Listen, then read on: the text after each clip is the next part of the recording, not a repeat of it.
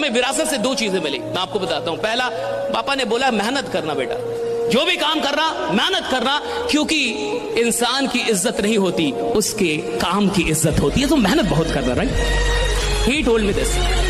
The second thing he taught me that remain honest, ईमानदार रहना, 2 रुपए कमाना ईमानदारी से कमाना, बेईमान मत बनना। सो बी ऑनेस्ट, जो भी काम करना 100% करना, वरना मत करना।